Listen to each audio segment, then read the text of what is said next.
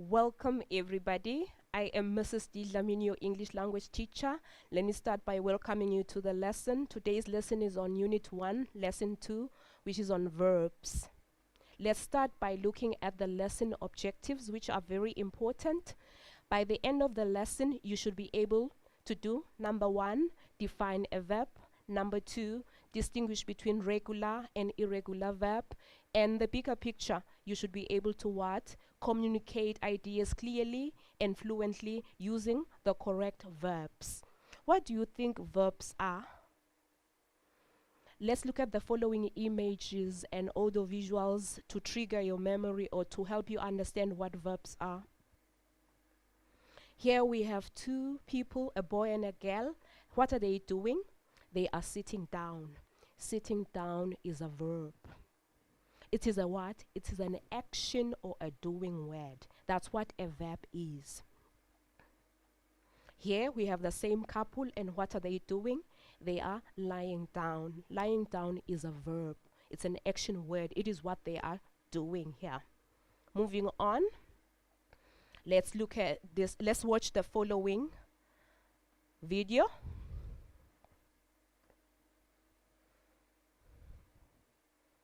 Yes, beautiful. We see this young man. What is he doing? He is running. Running is an action word. So it is a what? It's a verb. Let's watch the following one as well for better understanding of what a verb is.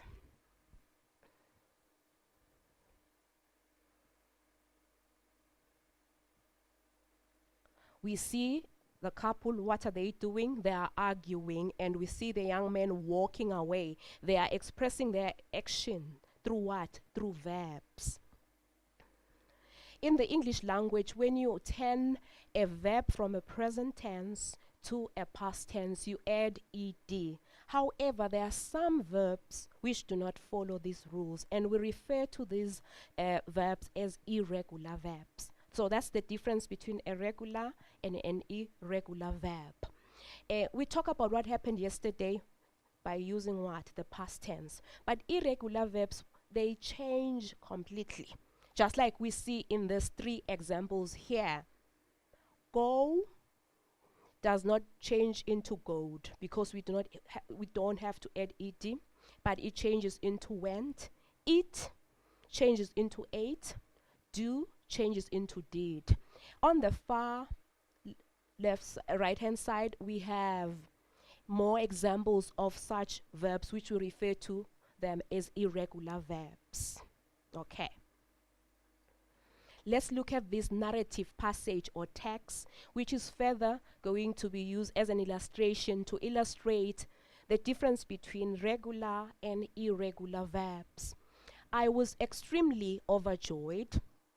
I had finished writing my Form 5 examination, and my parents had promised to take me to Makatavane Lodge for a pens down party. Mom and Dad kept their promise, as a week later, we went to the lodge with them. Now, let us look at the verbs. Let's distinguish the regular and the irregular verbs. Was, I have highlighted the irregular verbs in blue and highlighted the regular verbs in purple. Was is an irregular verb because is changes into was. Overjoyed is a regular verb because you simply add an ed if you want to change it from the past tense, from the present tense to the past tense. Finished is a regular verb. It's clear. The rule there is clear, as the same can be said for promise.